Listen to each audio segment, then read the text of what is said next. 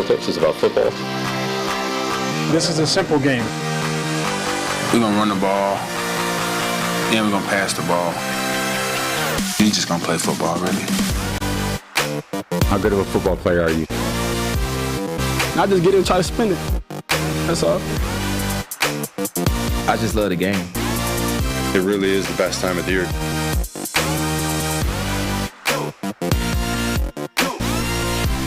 What's going on, everybody? Welcome back to It's Just Football. Trevor Sikkema Mike Renner here with you on a beautiful Monday morning to recap everything that we saw in the NFL from Week 10's slate of action. Mike, double-digit weeks now. We're Week 10. I know, We're but halfway over. But it's just halfway over, and it's Week 10 because of the stupid 18-week schedule. Is it stupid, though? It is stupid. Is more football games. Stupid? I think so. I have differing takes on this, though, because I think the team should be healthy at the end of the year. I don't want to see teams limping in the playoffs, and unfortunately, we're probably going to be seeing that. 6-week season. That's what you want. Well, I mean, I thought 16 was just perfectly symmetrical. The old playoff system was... You want 6 weeks of the regular season and then a gauntlet of every team getting eliminated one by one every single week for the next, just like, a 2 power months. ranking. A power ranking of who's going to be in the playoffs instead of actual wins and losses. Actual wins and A losses. computer It's like the plays out the playoffs. Oh, actually. you know, I think we should call it the BCS. Okay, yeah. I feel like, That that just came to me. I don't know where it came from. It just came out of nowhere. What's up to everybody who's watching the show? Appreciate you guys tuning in. It's a jam-packed Monday, as all Mondays are. We're going to be going over what game we want to talk about the most, the game that shaped the playoffs, the game that shaped the draft, games that didn't even make sense, and also have some definitive statements as well. We do have a segment at the end of the show I want to tell you guys called Today I Learned This. Really, it's this weekend I learned this, and we want to hear from you guys. We want this to be a chat-driven segment as well. Mike and I have some things that we're going to declare we learned for the first time this weekend, but we want to hear what you learned definitively this weekend as well. Saying what's up to the guys in the production portal right now. Quinn, packed house in there. How we feeling this morning? Good, man. But I feel like we have to address reigning chat champ Drummer. Yes. Said he's in court this morning. I did see that. Hold on, let me scroll back up. Well, I'm scrolling back up. So Drummer TF1 was our chat champ for Friday. So if you're chat champ for Friday, that means that you're the chat champ. You get to wear the crown for the Monday show. He got in here, to his credit, got in here early, made a statement, let us know. So wanted to stop in and say that I won't be able to be in the chat today because I'll be in court, but I'll be watching on my way home from work later. Appreciate the opportunity to be the chat champ. Gonna need some more details on why our man's in court. We might be rooting for you. Depends on what you did. Yeah, We can't don't know. wholesale say we're rooting for you at the moment. He said he was coming home from work. He was going to be able to listen to the show. So I've got to assume the reason for him being in court is not that bad, I hope. Yeah. But we need more details. Need more details in here from Drummer. Quinn, I noticed you got the beanie on. It's officially beanie season in Cincinnati. It's very cold in Cincinnati. It snowed this weekend. That's AFC North weather. It's true. It's not great. It's not great. No, it's not. Look, great. I'm from Florida. It's I cold hate as it. fuck. I hate it. But yeah, lows in the 20s this week. Not great. No, but that's football. I mean, you got to play it for the elements, and we're playing for our elements. I absolutely hate that. Every single football game should be held in the great state of Florida. That's my take. I am a big domed games should be in the playoffs in Super Bowl. Should be in domes. I don't want any rain affecting games. I don't want any snow affecting games. Everyone should have a retractable roof because it ceases to be the entertaining product that football should be. Hayden said maybe Drummer TF1 is a lawyer. We didn't even think of that. Our minds just immediately went to like worst case scenario. I like that guess. He probably is. Probably a lawyer. Yeah. And if not, that's bad on us. We immediately jumped to like, oh yeah, he did something nefarious. We might be rooting for you. Meanwhile, he's just. I actually don't know. I still don't know. So we're speculating at this point. Well, no, we I can don't know what we're doing. It's still up for debate. Depends on what his client did. You don't work separate. If his client killed somebody, then then it's not. He goes to jail for the rest of his life. Obviously, that's well, okay, all right. We got to move on from this. There's too much speculation with things that could actually matter here. Do you have a question today, which doesn't have to do with what Drummer is doing in court? I do. Yeah, you'll like this one because it's Bucs related because they look like they're gonna sneak into the playoffs and probably go to another Super Bowl. So on that note, when is the last time a Tom Brady led team did not make the playoffs? So the injury season doesn't. Wait. Yeah, I'm not counting the injury season because he played not even a full game. Oh man. Michigan for the college football playoff? No, I mean, like that's. You know what? I think it was after his very first Super Bowl. So was that 03? I don't think they made it then in 04.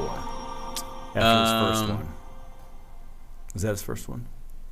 I think the Patriots didn't the Patriots win one, and then the Bucs won the next one, and then the Patriots won the next two. Or maybe I'm getting the order wrong. Either way, I'm gonna guess 2004. I think it's either 3 or 4. I'm gonna guess 2004. I'm gonna go 2003. Okay, I'm gonna go 2003. Or 2002. A lot of people are guessing 2002. A lot of people are guessing 2002. Okay, it was 01 then the first Super Bowl. It was the year after the first Super Bowl. They didn't make the Yeah. playoffs, and then I think that was the last one. Wait, which one are we talking about? Like the regular season or the? Or So the, yeah, they win 'cause 01, I would say 04. Was that those the years they won? Then I would say 02. The 02 season is the one that the Bucs made the playoffs Okay, and won the they won Super Bowl. Super Bowl. So Okay. then I think that is that one. So I'd say that one. Yeah, I'd probably guess that one too. Okay. That's a long time ago. That would be a great tieback too. It's the Yeah. last time Tom Brady didn't make. Didn't make playoffs. That was the last time? Hold on, wait. It's just clicking in my head. Yeah, right? Because they made it. That's the last time? It's insane. Tom Brady's whole career is insane. It's a joke. It's a joke.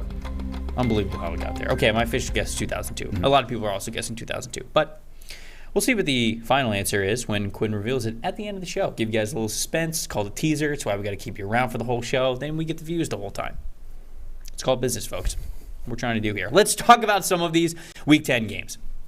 Mike, we break this up into 4 different categories as we do every single Monday to start the show. Talk about what game we want to talk about most, a game that shaped the playoffs, a game that shaped the draft, and then the game that just did not make any sense. And along the way, when we give our games, we would love to hear from you guys as well. So we will start with the game that you want to talk about the most. Mike, what is the game that you want to talk about most here on a beautiful Monday morning? I mean, I think it's the game that everyone wants to talk about. The game of the year? It's the Vikings at the Bills. It was the game of the year. It was insanity. It's one of those games where there's like 5 different things that happened where you're a Bills fan. You're like, that goes the other way. We win this game. And one of those 5 things was an insane catch by Justin Jefferson that we'll get to at some point to debate on the show. And another was the fumble. I left. I was telling Trev yesterday, I left. I was watching games. He did. All the early slated games at the bar. This was like the last game of the early slate at the bar. They don't get the 4th down conversion. Kirk Cousins sneak, left short. I'm like, okay, let's go. Walk back up to the place, get back. All of a sudden, the Vikings are winning. And I'm like, what the hell just happened? How was that possible? Yeah. Because I think that was only the 2nd defensive touchdown in the final minute of a game with the team winning in NFL history. So, yeah, a lot of history there made in that game. Very much shapes the playoffs as well because now the Bills behind the Dolphins in the AFC East and obviously the Vikings just running away with the NFC North. Yeah, Josh Allen now 0-4 in overtime games. I saw that. So they lose 33-30. Obviously super close in this one, but it wasn't close the whole time, right? I think going into the 4th quarter, this game was 27-10, or at least towards the end of the 3rd quarter, it was 27-10. So it felt like the Bills were in control almost the entire game. And then just chaos. The witching hour of all witching hours, it felt like ensued with these 2 really good teams. And I feel like we don't see this nearly as much with 2 good teams. It's often the bad teams where the witching hour part goes crazy, to shout out Scott Hansen and NFL Red Zone. But, man, going down to the wire of that game, the terrible Kirk Cousins sneak attempt for them to get into the end zone, which was just, it's like he turned into a dead fish. Like the moment his hands touched the ball, I don't know what he was thinking. We have the worst case scenario, Josh Allen fumble. They go down the field. They take it to overtime. Vikings obviously have a great drive there. And then what I want to talk about is really for the Bills side of things, Josh Allen's getting dangerous here, and like not in a good way, because Josh currently leads the NFL in turnover-worthy plays so far this season. He's got 19. Next closest is Justin Fields and Jared Goff with 15. So Josh Allen is a decent amount ahead of those guys. You lead turnover-worthy plays category by 4 as a quarterback.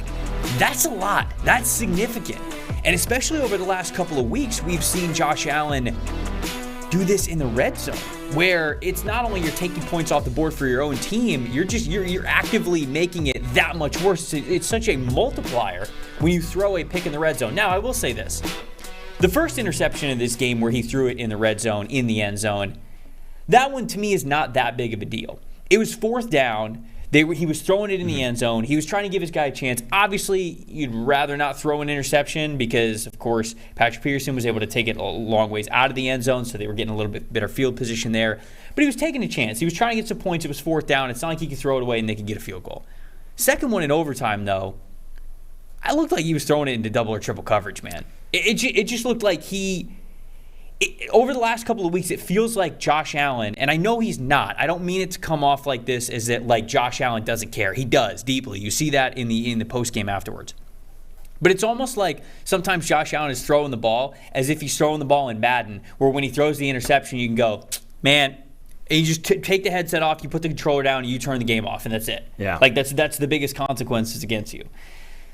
Sometimes it comes out, and those very confident throws go for the Bills, and we call him one of the greatest quarterbacks we've ever seen. Other times, over the last couple of weeks, it turns wins into losses. So I'm a little worried here about Josh Allen, Mike. Yeah, I'm not worried for the Bills on the whole. You know, for a team that only has one loss in the Minnesota Vikings, for it to take that long, that many plays to go the Vikings' way for them just to win when you're down as many guys as they were, basically their entire secondary.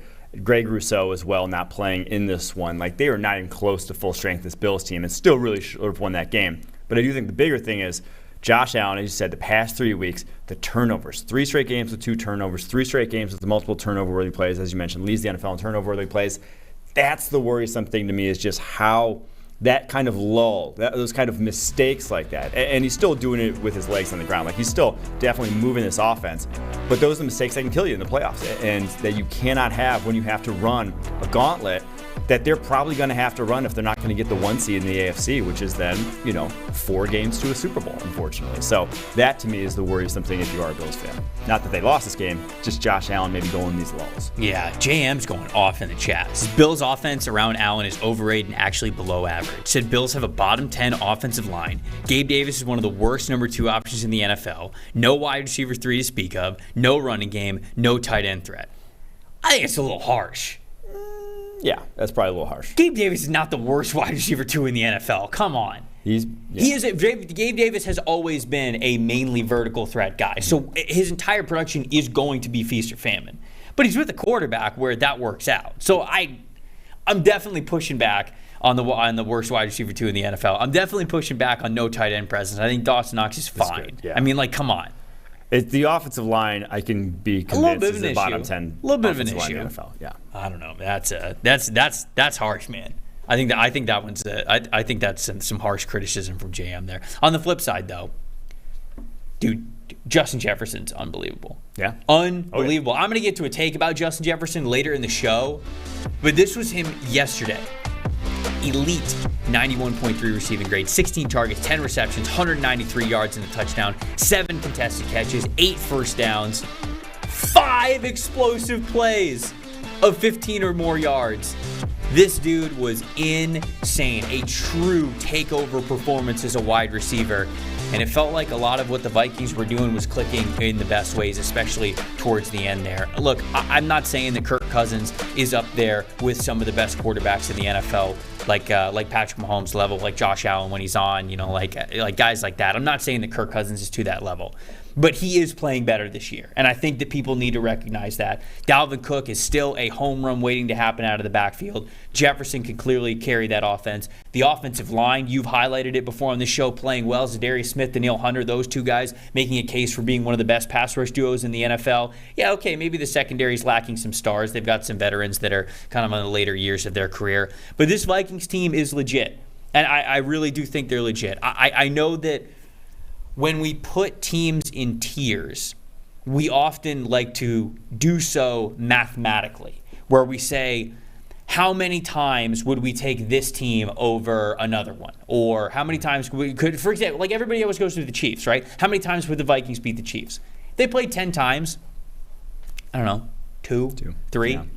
But Mike, the fact of the matter is, they could win 2 or 3 times. Yeah. To me, that puts them in one of the top tiers of the NFL. Are they a runaway team? Am I going to have them favored in a game if I'm putting money on the line? No. But can they win? Yes. And I think that we've seen it time and time again so far this season. I think this is a huge statement game for the Vikings because they are absolutely legit. I don't think they're this team that's going to go away quietly. And in fact, you string a couple of wins together in the playoffs against an NFC that's not that strong, and this team could really be in a situation where they're in the Super Bowl at the end of the year. I really do believe that. Yeah, and to go back to Jefferson, and obviously because the NFC is just like kind of wide open after the Eagles. Like, it's like, can they beat the Eagles? I think so. Yes. With this roster. And then at that point, are you, I don't want to say are you scared of anyone else, but it's like, are you on anyone else in the NFC?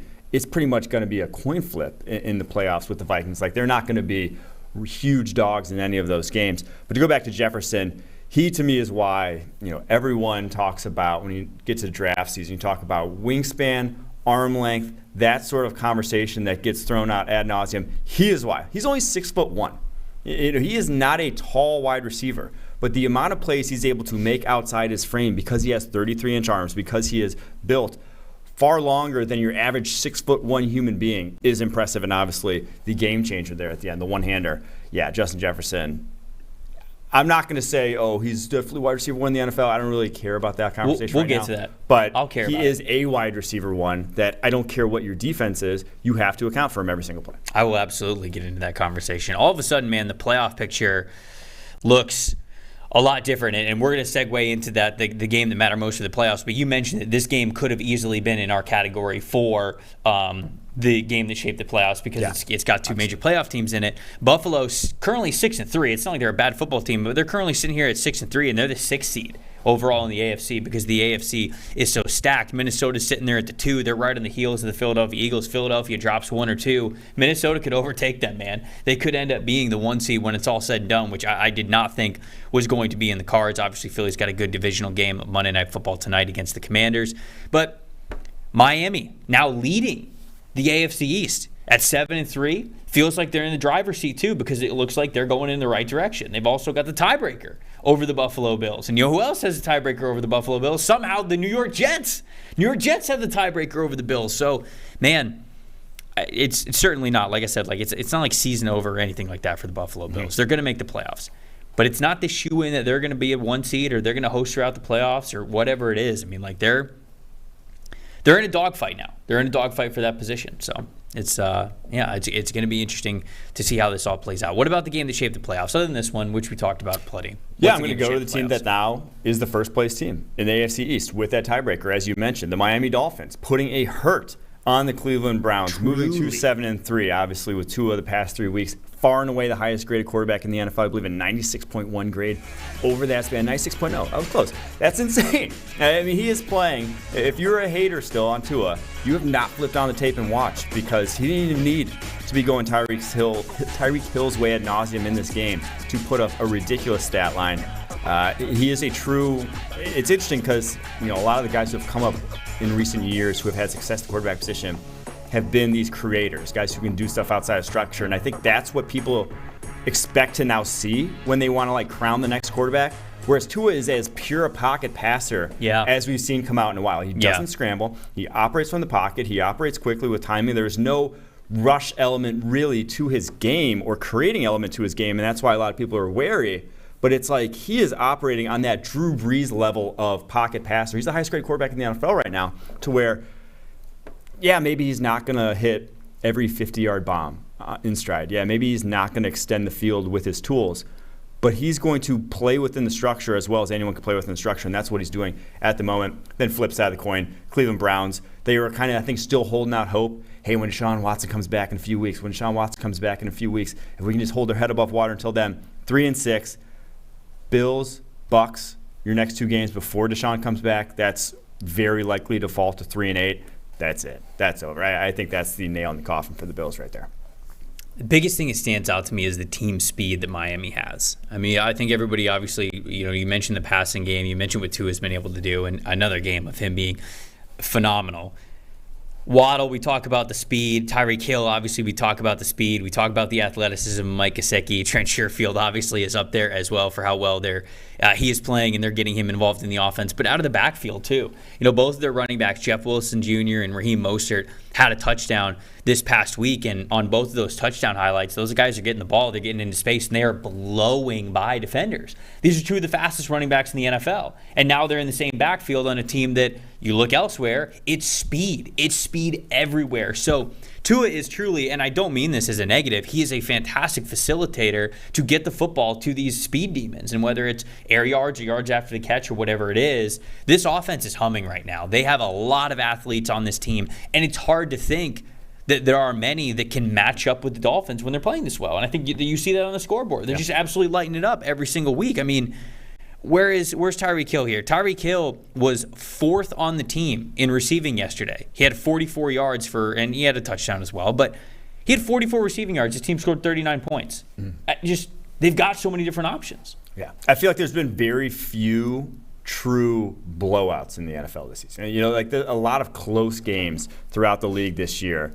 And so the teams that are capable of that have tended to be the ones that are also, top 5 in our power rankings. Those sort of teams. Game that shaped the playoffs for me, Dallas Cowboys and the Green Bay Packers, because Packers didn't watch. I didn't watch. What happened? Aaron Rodgers played well because he was given one competent wide receiver. Yeah, he was. And the Packers won the game 31-28 in a thriller overtime in Lambeau. No, I mean, that is my takeaway from the Packers, honestly. And they're sitting here at 4-6, and is it still an uphill climb for them to make the playoffs? Yeah, I do think that that's the case, but you mentioned it. NFC's so wide open, they're not that far behind sitting there at 4-6. So there's reason to believe that if their best ball is ahead of them, they can sneak into the playoffs as a wild card team. Clearly not going to catch the Minnesota Vikings, but you can sneak in as a wild card team. I loved what they were doing with Christian Watson yesterday, and you and I were talking about this a little bit when we were watching the game. You talk about getting Watson on crossers, crossing routes, deep crosses over the middle, those kinds of things, because so far early on in Christian Watson's career, we've seen Rodgers try to go deep to him because he could be this vertical threat, but it doesn't feel like he's very comfortable catching over the shoulder. Oh no! It just doesn't feel like even that first touchdown catch. You watch it and you go, oh man, you almost dropped it, and it just doesn't feel like he's comfortable catching over the shoulder, which is tough. I mean, that is a skill to be able to track it over your shoulder for deep passes. Some guys just aren't as coordinated with it. When you turn those vertical routes into just crossers where you can fully turn your head and you're still just looking towards the line of scrimmage, that's different. It's a little bit more natural. So I felt like as the game went on and they continued to use Christian Watson, who clearly he was their emphasis yesterday, that's an area where they can continue to allow him to be vertical, but not have him do something so uncomfortable like catching over the shoulder, which he's clearly not as reliable with. Obviously, Aaron Jones was fantastic yesterday, over 100 yards, 138 yards. A.J. Dillon had 65 yards on the ground as well. Aaron Rodgers is only 14 for 20 passing the ball. It's not like this is a vintage Aaron Rodgers won him the game, but he needed one reliable wide receiver, one.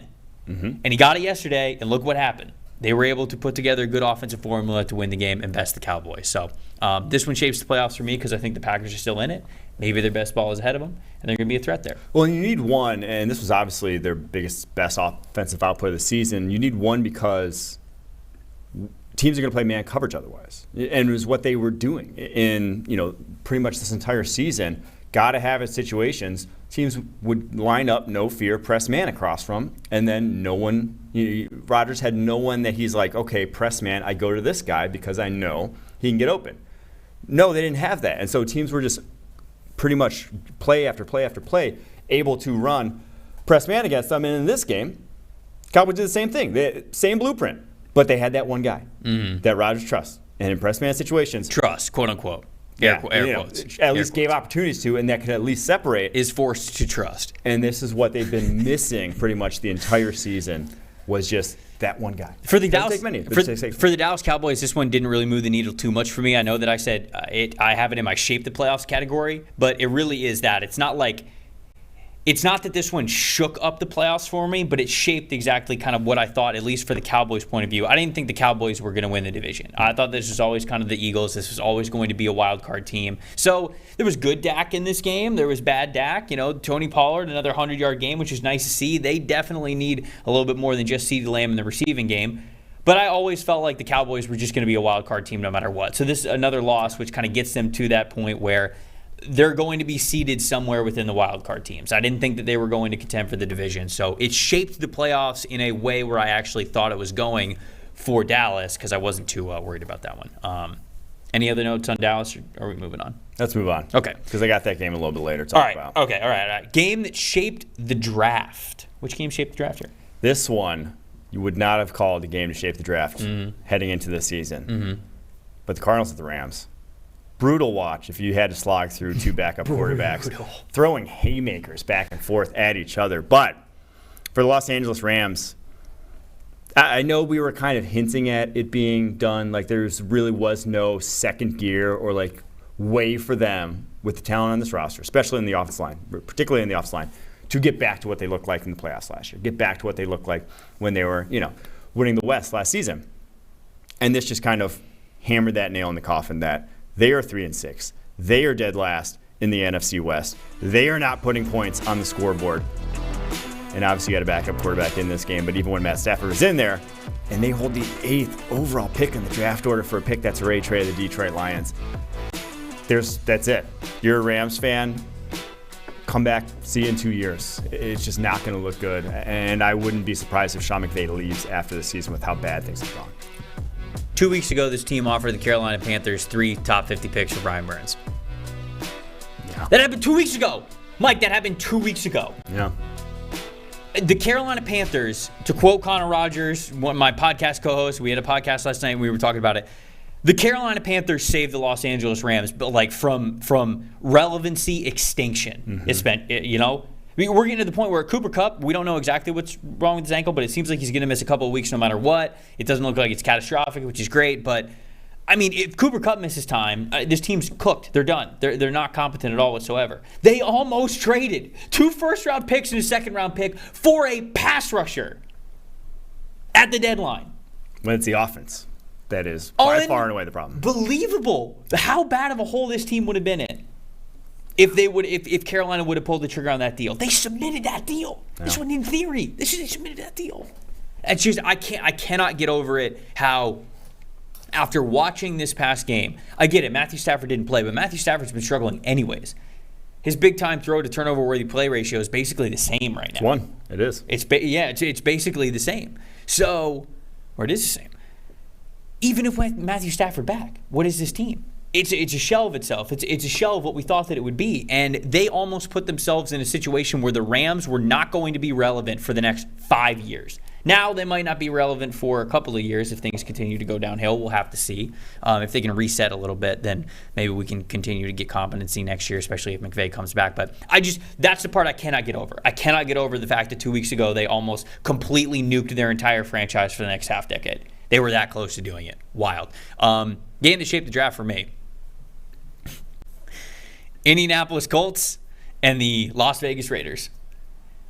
Jeff Saturday, highest winning percentage of any NFL head coach of all time right now. Oh, yeah. 1,000. Him and Jim Tomsula for that one game. Colts end up winning this one 25-20. It shapes the draft in 2 ways. It shapes draft one because the Colts are sitting here at now 4-5-1. We talked about this last week. I think the tie really screws over the Indianapolis Colts, even if they were to lose most of their games throughout the rest of the season, because there are so many teams that have so few wins. Them having that tie is going to bump them a little bit higher. So I never really felt like the Colts were a team that could get within the top 5 of the draft, even though they need a quarterback. This was one game that they could have absolutely lost that would have gone a long way into seeing how far into the top 10 that they would go. Now they're sitting here at 16th in the draft as it stands today. Colts might go back and forth a little bit too much and might end up picking 13th in the draft to kind of screw themselves when it comes to getting another franchise quarterback. So that is tough. Raiders losing this game. I mean, what more can you say about it? You lost to a guy who's never been a coach before. Mm-hmm. You lost to an offensive coordinator who's never been a play caller before. You lost to a quarterback who was benched 2 weeks ago because he looked absolutely cooked at the twilight of his career. You lost to an offensive line, which is one of the worst offensive lines in the NFL. And you did all this at home. They did all this while noted Raiders legendary fan Guy Fieri was in the building. Mm-hmm. You let him down. I have pushed back very hard on Josh McDaniels being fired after 1 year. I think this is the kiss of death. I don't know how, unless the Raiders go full night and day change from here on out, through the last, whatever it is, month and a half, 2 months of the season.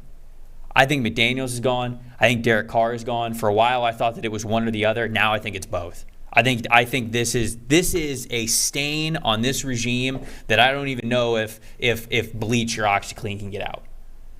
This is this is rock bottom for the Raiders. I think it needs to be a complete cleaning of house this next offseason, unless you see some real drastic changes. And if you are not drafting a quarterback for the Las Vegas Raiders in your mock drafts right now, it's wrong. I don't know what to tell you. They're picking number 2 overall. You better have them picking a quarterback because that's where we're going. Yeah, I mean, you hit the nail on the head. I agree with everything there. They are too bad right now to ignore this quarterback class next season. You are 2-7. You are a bad football team. And you're bad in a number of ways. And like you said, it is your quarterback and your head coach that could be on the chopping block. And if you are in a position to draft quarterback, I think it probably should be both. Cole said C.J. Stroud will look great in silver and black. I think there's a very high possibility for that. Daniel Sauter said Derek Carr got too much hate for his post-game presser. Did you see the post-game presser? So yeah. You got hate for that? I didn't see the hate for it. He was super emotional, and like Derek Carr is a very emotional guy. Like I've never thought one time that Derek Carr was too big for the team or too egotistical or too prideful. Like the guy, I think, is a team player through and through. He has not played well, and that sucks when you're the quarterback because you have to get up there and you have to talk about it all the time. But I've never doubted Derek Carr's commitment to the team. I've never doubted how much he cares. And that came out yesterday as his emotions were kind of overflowing because I think he knows they're all done. Is the thing. Yes. I think he knows that it's done, that he was drafted by the Raiders, that he wanted to retire a Raider, that he wanted to bring success to the Raiders franchise, and that he works really hard at trying to do that.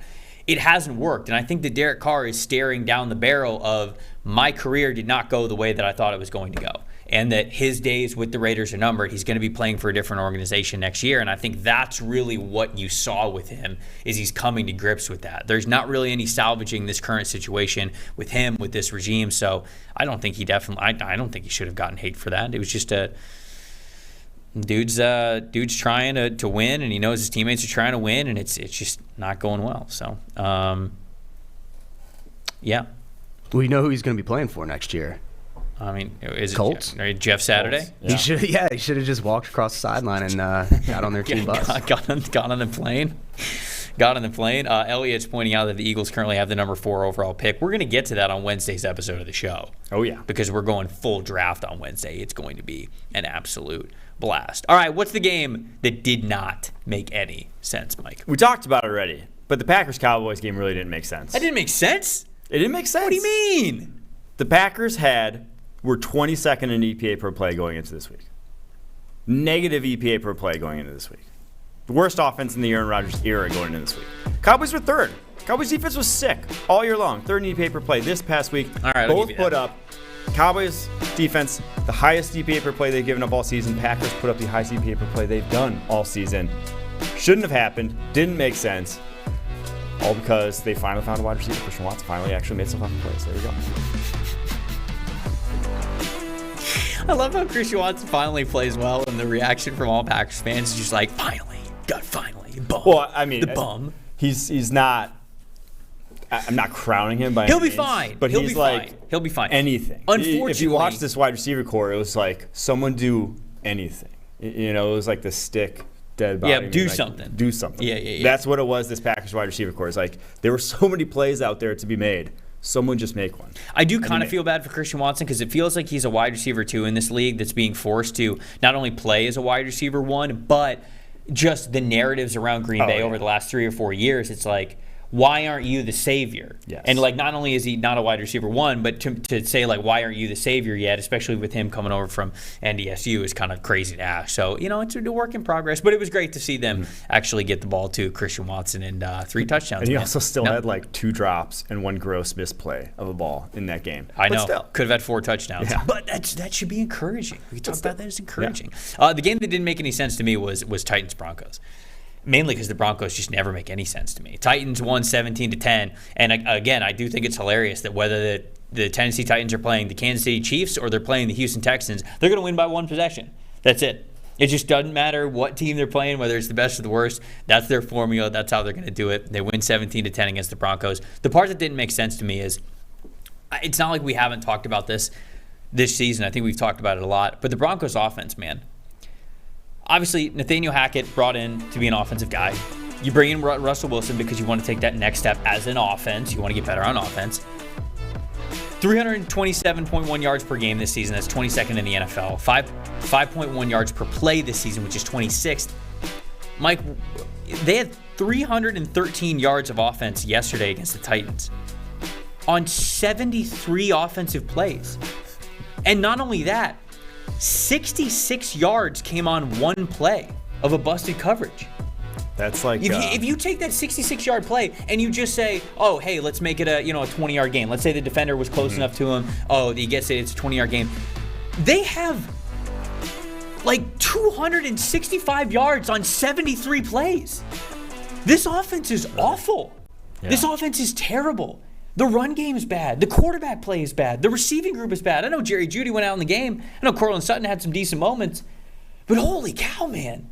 This is one of the worst offenses in the NFL. You talk about coaches who might be one and done. I don't know if Hackett's going to be one and done because, to be honest with you, I look at a lot of the candidates that who would be up there to be a head coach to replace him, and they honestly interviewed a lot of those guys last year, and they took Hackett over them. Well, and also, who are you selling to walk in and try to deal with Russ? That's tough. You know? Jeff Saturday.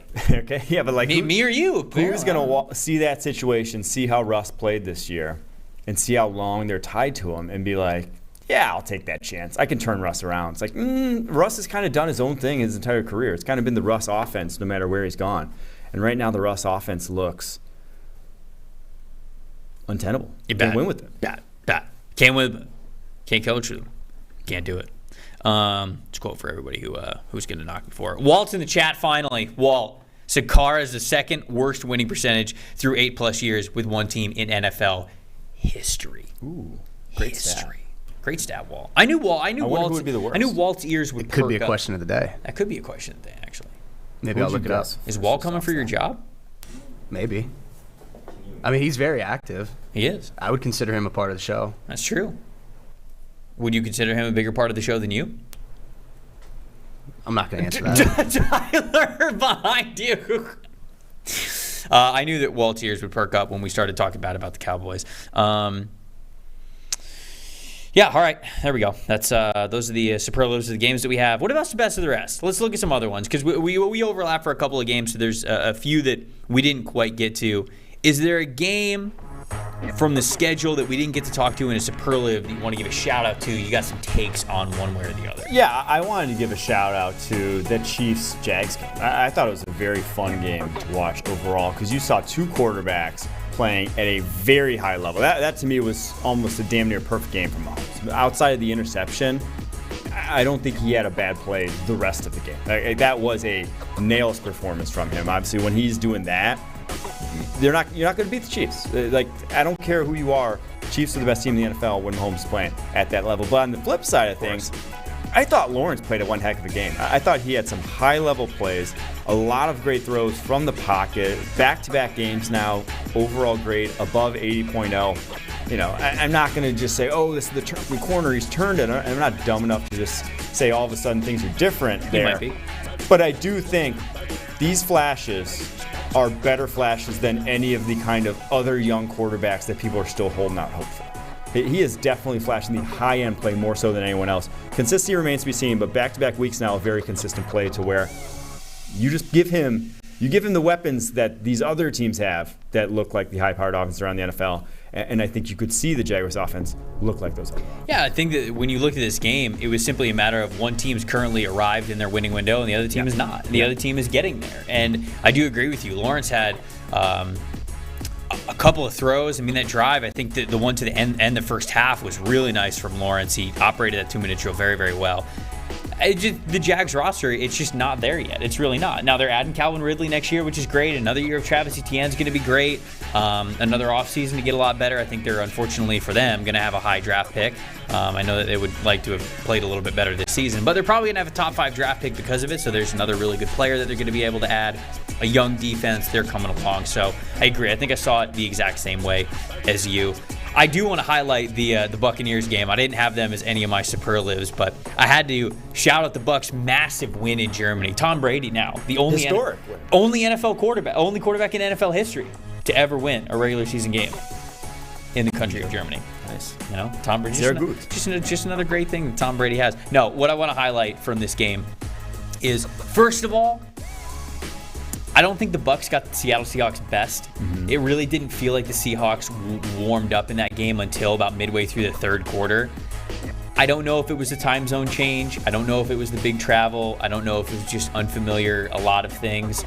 I wonder how differently that game gets played, even if it's a neutral site. Shoot, even if it's in Tampa.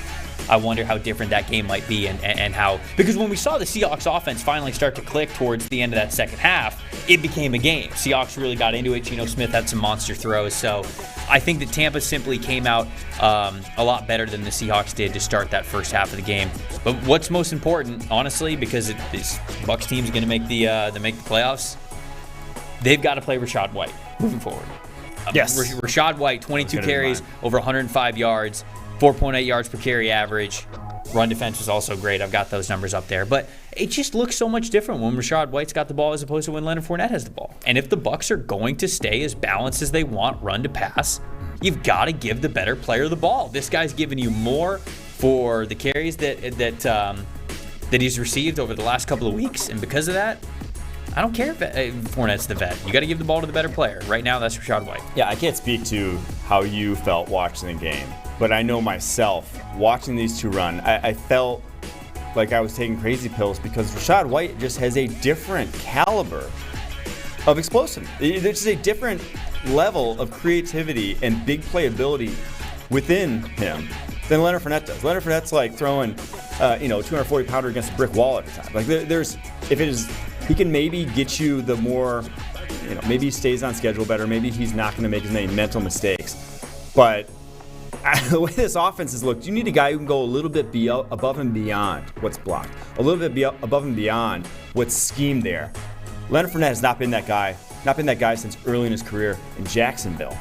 Rachaad White is that guy right now. He can actually do those plays, as we saw. So yeah, Rachaad White better be RB1 there going forward, or else they're going to look like the Bucs offensive old. Startic at Duke asked this question. It's a good segue into the last game that I want to make sure that we touch on. Who'd you rather build a franchise around right now, Trevor Lawrence or Justin Fields? And Chicago Bears, Lions were in an absolute slugfest yesterday. Lions ended up winning the game 31-30, but we saw so many incredible plays from Justin Fields in that one. So just a way to answer that question while maybe talking a little bit about what we saw from Fields. I'll have an article on PFF.com later today about secondary quarterbacks. Interesting. Sneak peek. Okay. Are you Lawrence? I was going to say. Look, if you can't say Lawrence, I'll say Lawrence. Yeah. But it is fun to be able to have this conversation in this light as opposed to what we were at the beginning of the year. It felt like we asked this question at the beginning of the year. I know we did the thing on the whiteboard with Zach Wilson and Justin Fields, but if we would have done this after week 3, it would have been like, probably exactly. Lawrence, I guess. But now we actually have good things to talk about with this. And it's like you're actually wanting to build around him now. Yes. You're seeing them play. Yes. You're seeing what they're capable of. And you're saying, your mind's kind of like the bells and whistles are going off. You're like, ooh, if I get this piece, I get that piece. All of a sudden, things could look vastly different. It could look like a Super Bowl trophy in the future with these two guys. Okay, all right. I teased it at the beginning of the show. We want to get to a segment called Today I Learned. Really, it's this weekend I learned, but today is a Monday. We're declaring it. So we want to hear from you guys as well. You'll listen to us. We've got one thing that we learned from this past weekend, but we want to hear from you as well. Could be, hey, today I learned this team is playoff bound, or this team is going to win a playoff game. This player is somebody that you build around. This player is somebody who's going to be good for a long, long time. Tell us what you learned this weekend. Mike, I'm going to start with you, though, while the chat fires theirs off. What is something that you learned from this weekend? I learned, and maybe I had actually known this before because it's been happening all season, but Brian Daboll is a madman. The head coach for the New York Giants, he is doing the things that Joe Judge preached, the physicality, the team unity, the culture, whatever, that Joe Judge said all in his press conferences, but never then execute on the football field. Brian Daboll is putting them into action in a way that's far, far better than Joe Judge ever did, as is evidenced by the win column. 7 wins, 7-2 on the season. Second best record in the NFC East, third best record in the NFC right now. They are going to make the playoffs. That would be a long shot for them not to at this point. Brian Daboll gave Saquon Barkley 35 carries against the Houston Texans. That is the most in a single game from a running back since Derrick Henry of week 2 last year. They are riding him till Well, his contract ends at the end of this year. They're trying to kill this man. You look at this. He has 2 of the 3 highest attempt games so far on the season when they think they have an advantage in the run game. And obviously a lot of teams have thought they have an advantage in the run game against the Texans, as you can see there. But when you think they do, they're not even going to bother with the pass. They had Daniel Jones pass 17 times in this game. So Brian Daboll, whatever it takes to win, he's going to do it. Wherever he thinks he has an edge, he's going to exploit it. And it's gone swimmingly this year for Giants fans. What was the pass to run ratio? Wasn't it 47 carries to like 14 passes? I think it was 17 passes. I think I looked it up, and it was 47 the to third 17. highest run to pass ratio this year. The other ones ahead of them, I believe, were Carolina, and then the Titans. Atlanta. The Titans. Oh, okay. Because when there was the Malik Willis game, I believe. Oh, like, right. We're Okay, not going to try. That one does make sense. All right. So I see a lot of good today I learned in the chat. So we're going to get to those in a second. Give you guys a little bit more time to think about it and fire a good one off. Mike, this weekend I learned that Justin Jefferson is a top 3 wide receiver in the NFL. Like, he's a lock. You know, like we've had these conversations, and I am somebody who stays away from a lot of these conversations because wide receiver comes in so many different shapes and sizes, so many different coaches, so many different offenses, quarterbacks get a lot out of these different types of wide receivers that I hate putting them in a numerical list. I really do. I don't like doing this. Okay. Justin Jefferson is top 3. I don't care where he is on your list. I don't care if he's 1. I don't care if he's 2. I don't care if he's 3. But if he's not 3, if he's not in your top 3, the list is wrong. I don't know what to tell you. This kid is so young and so good and so dominant. Top 5 most explosive receiving plays in a single game this season. Tyreek Hill's got the first 2. Justin Jefferson has the next 3. This weekend was one of 3 weekends where he has had 5 explosive plays in a single game. He is a takeover wide receiver. He is someone who they know exactly where the ball is going, and the team cannot do anything about it. There were some stats that were fired off after the game. Mike Giardi had this one. Justin Jefferson has 20 career games now with over 100 yards receiving. That's the most by any player in their first 3 seasons. He's also tied with Lance Altworth and Odell Beckham Jr. for the fewest games, 42, to reach 4,000 career receiving yards. This man, you talked about him at the top of the show, uniquely gifted in his athleticism and his build for how he can extend the catch radius and extend the catching window, but also the nuance of his route running, how he sets guys up, how he creates separation. He is a playmaker before and after the catch. His stats show all of this, and he is, to me, a true takeover wide receiver. There are so many great wide receivers in the NFL, but if Justin Jefferson's not in your top 3, the list is wrong. Well, who's your top 3? Let's get it. If he's top 3, then who's your top 3? I would tell you that Tyreek Hill is number 1. Yeah. I would tell you that Justin Jefferson is number 2. Okay. And I would tell you that every week it will rotate for number 3. I would have to really sit here if I'm about to like put my name on who's going to be number 3, because there's so many. Stephon Diggs, Devontae Adams, Cooper Kupp, right? So there's so many wide receivers who could take that 3 spot that I think I'm comfortable saying that one rotates a lot more than the top 2 right now. But the top 2 for me are Tyreek and Justin Jefferson. That's fair. So that's what that's what mine is there. Let's look back and see what the chat learned. He said, this weekend I learned that Daniel Jones is a starting QB. We learned the Bills need another pass catch weapon. Okay, well, yeah, Daniel Jones has been starting since 2020, or 2019. So yeah, but has he really? I don't know if this was the game to learn that.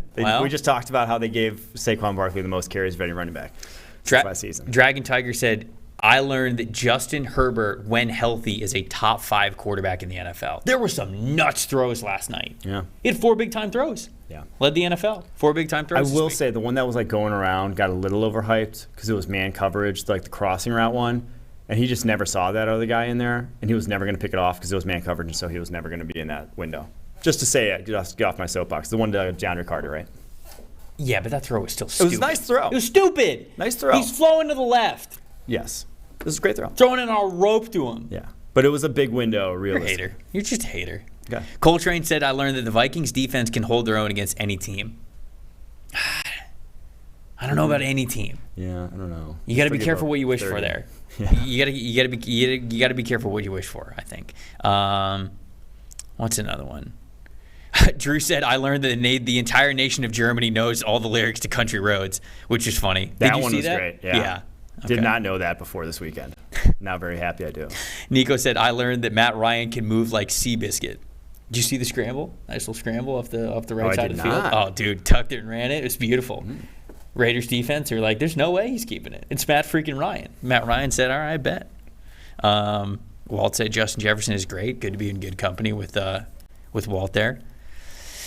He also said that he learned that Dexter Lawrence and Andrew Thomas are franchise players. We've highlighted both here on this show. We love both of those guys on both sides of the ball. So I think that we both agree with that. I mean, he's been like different type of nose tackle than we've seen since, Nada maybe. Like I don't even Vea in his prime has not been doing what Dexter Lawrence is doing this season in terms of pass rushing ability, in terms of affecting that aspect of the game. Do we got any other ones? William said today I learned that Jeff Saturday can be a coach. His bank account agrees. Yeah. And the win column agrees. All right. I think that's it. I think that's all we got. Oh, Cole, last one. Said, I learned that Sean McVay is going to be a new analyst for Thursday Night Football next year. Oh, yeah.